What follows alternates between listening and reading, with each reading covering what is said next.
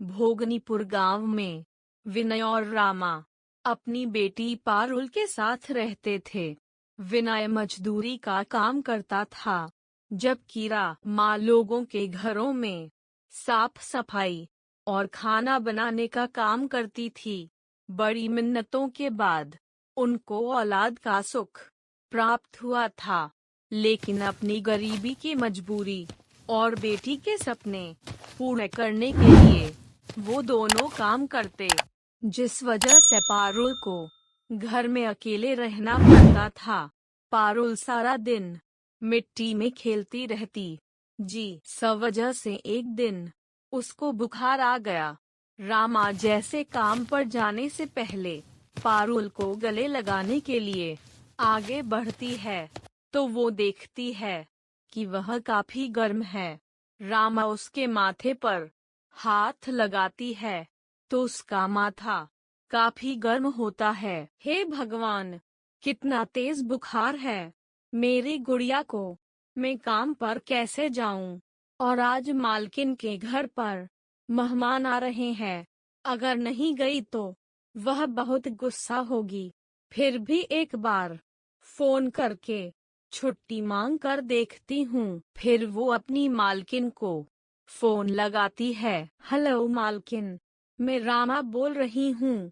दरअसल मेरी बिटिया पारुल को बहुत तेज बुखार है, तो मैं आज छुट्टी ले सकती हूँ। देखो रामा, अगर तुम्हें परमानेंट छुट्टी चाहिए तो साफ साफ बोलो। रोज रोज छुट्टी लेने के लिए नए नए बहाने मत बनाओ। अगर काम पर आना है तो अभी आओ, नहीं तो अपना हिसाब ले जाओ।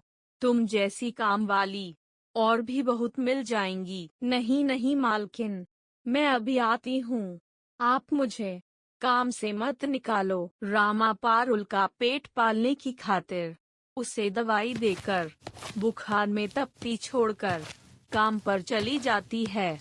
काम पर पहुंचने के बाद मालकिन उससे पूछती है, क्या सचमुच तेरी बेटी को बुखार है? तेरा छुट्टी लेने का मन था। मालकिन, कौन सी माँ छुट्टी लेने के लिए अपनी बच्ची की बीमारी का झूठा बहाना बनाएगी? मालकिन, सचमुच में मेरी लाडो को बहुत तेज बुखार है। आज आप मेरी जल्दी छुट्टी कर देना। नहीं नहीं, सुबह से मुझे मेरे बेटे सोहन की तबीयत कुछ ठीक नहीं लग रही, तो मुझे उसका ध्यान रखना है। और आज घर में कुछ मेहमान बाहर से आ रहे हैं, तो उनके खाने की तैयारी भी तुम्हें करनी है। मेरी मजबूरी को समझो मालकिन। मैं काम पर आ तो गई, पर मेरा मन, मेरा सारा ध्यान मेरी बच्ची की ओर है। खाना बनाकर और साफ सफाई करने के बाद बेचारी रामा आंखों में आंसू, मन में उदासी और चेहरे पर चिंता लिए डंडा काम में लग जाती है। और दूसरी तरफ मालकिन बेड पर बैठे अपने बेटे सोहन को अपनी गोद में लिटाकर टीवी देख रही होती है। ऐसे ही 20 साल बीत जाते हैं। सोहन और पारुल दोनों ही बड़े हो गए। जब भी रामा लोगों के घरों में काम करने जाती तो पारुल को बहुत बुरा लगता, इसीलिए वो अपनी पढ़ाई के साथ साथ एक मॉल के शोरूम में सेल्स गर्ल की नौकरी करने लगी। एक दिन सोहन अपने दोस्तों के साथ मॉल में शॉपिंग करने आता है और वो रामा की बेटी को पहचान लेता है और बोलता है, शायद मैंने तुम्हें कहीं देखा है। याद आया तो तुम वही हो, हमारी नौकरानी रामा की बेटी।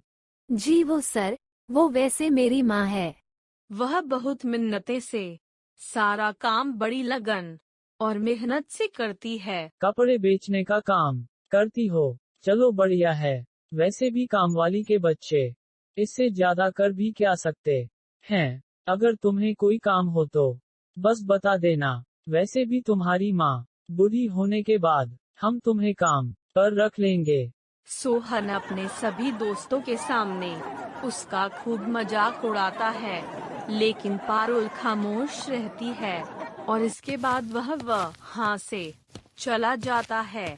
पारुल दिन भर नौकरी करती और रात को जागकर पढ़ाई, और उधर सोहन सारा दिन मस्ती करता और रात को दोस्तों के साथ वॉर पार्टी में अय्याशी करता।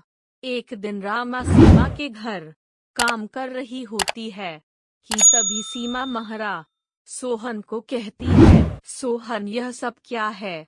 तुम दिन भर दोस्तों के साथ मटर गश्ती करते हो और रात को पार्टी। तुम अपनी स्टडीज पर बिल्कुल भी ध्यान नहीं दे रहे हो। ऐसा कब तक चलेगा बेटा? मम्मा प्लीज, आपने फिर से मुझे लेक्चर देना शुरू कर दिए। हम अमीर लोग हैं और अमीर हमारे अपने शौक है। अगर हम अभी नहीं अपनी लाइफ एंजॉय करेंगे तो कब करेंगे? और स्टडीज और कमाने के लिए तो सारी उम्र पड़ी है ना। और वैसे भी मुझे नौकरी करने के शौक में कोई इंटरेस्ट नहीं है। मैं तो अपना बिजनेस करूंगा। बिजनेस, और उसके लिए मुझे आपसे पैसों की जरूरत होगी। रामा की बेटी को देख, दिन रात पढ़ाई भी करती और साथ में नौकरी करके अपने और अपने परिवार का पेट पाल रही है और अपनी माँ बाबा का भी कितना ध्यान रखती है। माँ प्लीज यार, मैं कोई कामवाली का बेटा नहीं हूँ। मुझे पैसों की जरूरत है। सोहन लड़ झगड़ कर अपनी माँ से पैसे ले जाता है और दिन रात पार्टी करता है। उधर पारुल और भी कड़ी मेहनत करती है और नतीजा ये हुआ कि वह खुद का एक एप्लीकेशन सॉफ्टवेयर डेवलप करती है जो बाद में डिजिटल कंपनी में बदल जाता है।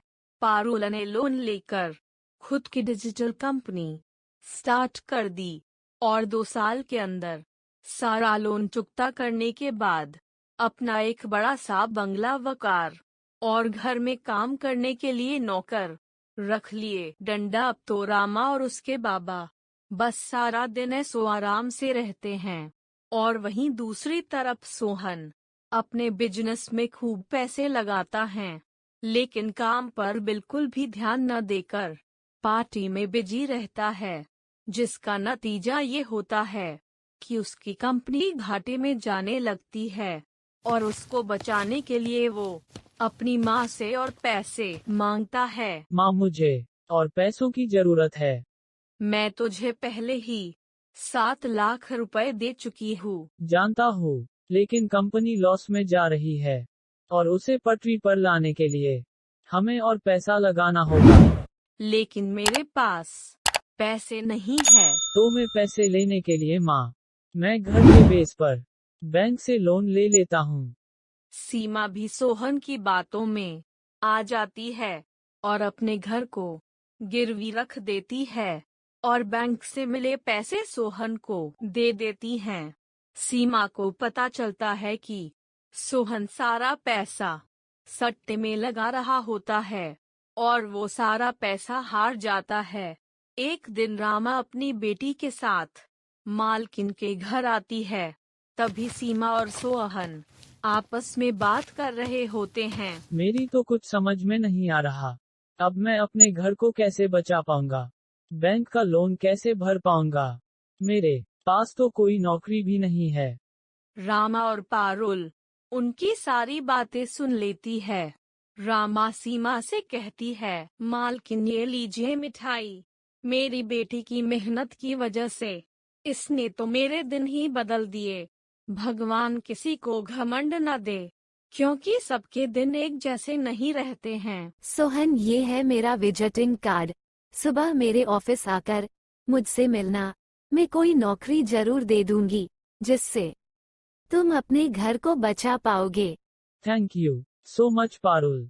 बहुत मेहरबानी बेटा, हम तुम्हारा ये एहसान कभी नहीं भूलेंगे। इसके बाद रामा अपनी बेटी पारुल के साथ एक बड़ी सी गाड़ी में बैठकर चली जाती है और सीमा और सोहन अपने किए पर पछताते हैं।